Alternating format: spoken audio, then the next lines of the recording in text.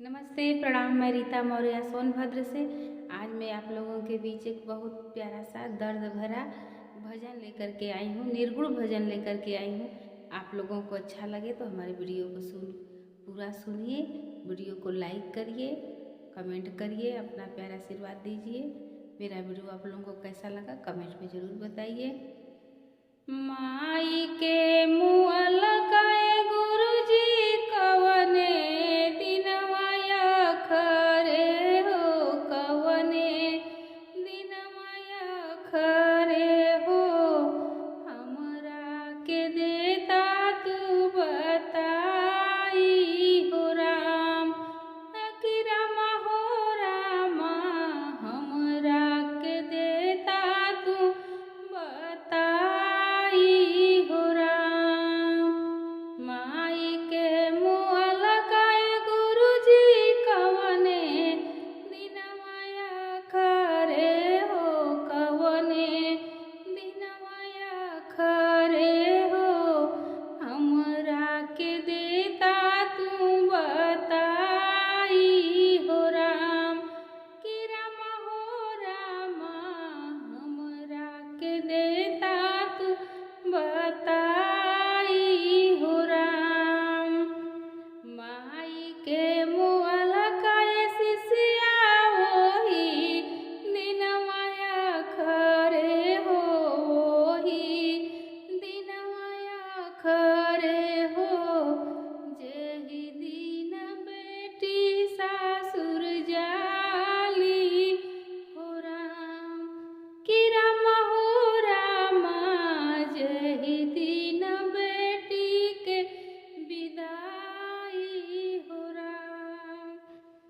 बाबू के मुँह लगाए गुरुजी कवने दिनमया खरे हो, कवने दिनमया खरे हो, हमरा के देता तू बताई हो राम, कि रामा हो रामा, हमरा के देता तू बताई हो राम। बाबू के मुँह लगाए शिष्या ओही दिनमया खरे हो, ओही दिनमया खरे हो, जेहि दिन बेटी के कन्यादान हो राम, किया है शिष्या, जेहि दिन बेटी के कन्यादान हो राम।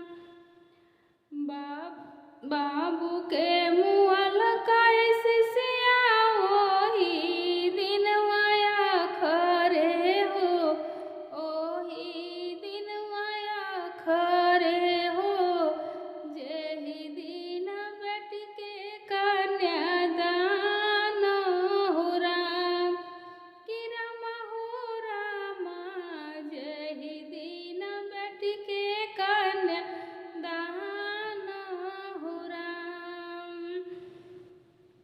भैया के मुँह लगाए गुरुजी कवने दिनमया खरे हो, कवने दिनमया खरे हो, हमरा के देता तू बताई हो राम, कि रामा हो रामा, हमरा के देता तू बताई हो राम।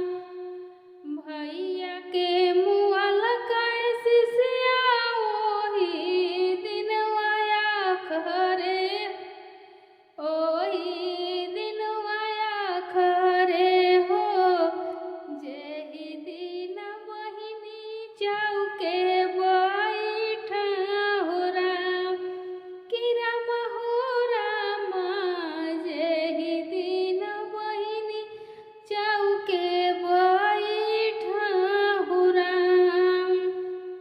पति के मुँह लगाए गुरुजी कवने दिनमया खरे हो, कवने दिनमया खरे हो,